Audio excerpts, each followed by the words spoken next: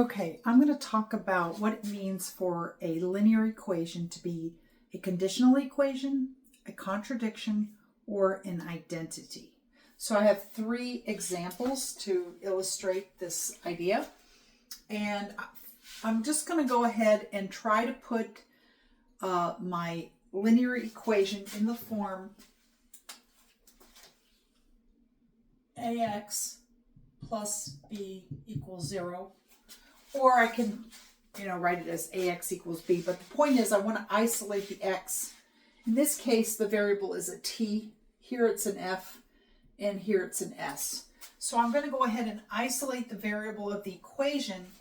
And then I do that by first, in this equation, distributing the 2 and then distributing the 10 through using the distributive property.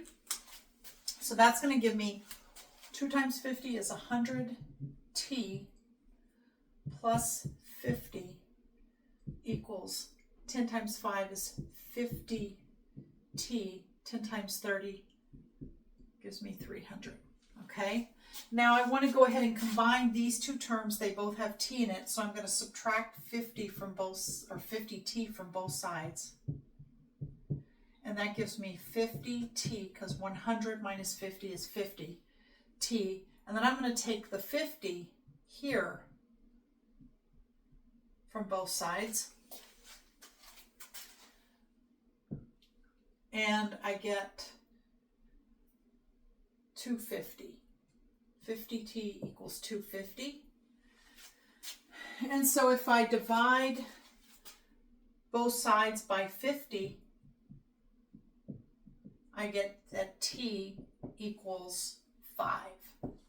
Okay, so this shows me that if t equals 5, then this statement will be true, and therefore 5 is a solution to this linear equation.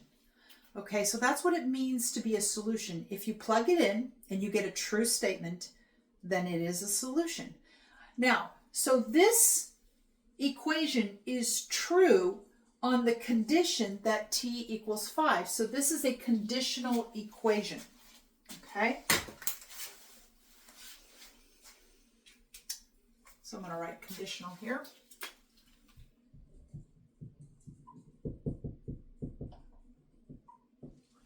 Now, in the next one, I'm going to go ahead and solve that. I'm going to distribute 3 using the distributive property, and that gives me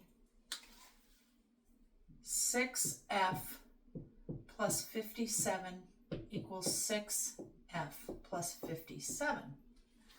All right, so if I subtract 6f from both sides, and if I subtract 57 from both sides, I'm going to get 0 equals 0.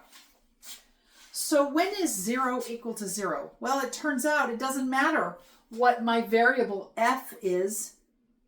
I always have a true statement.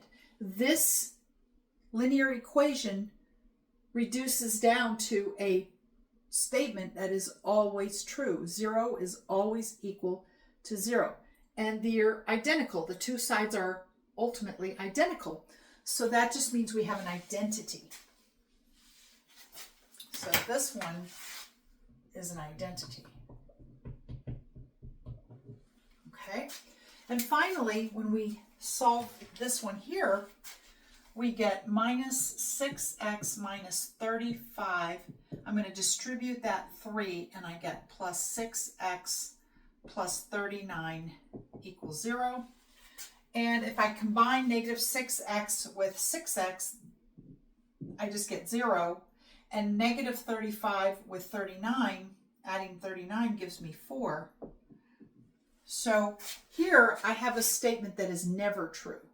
So this is a contradiction. Okay, so the third one is a contradiction.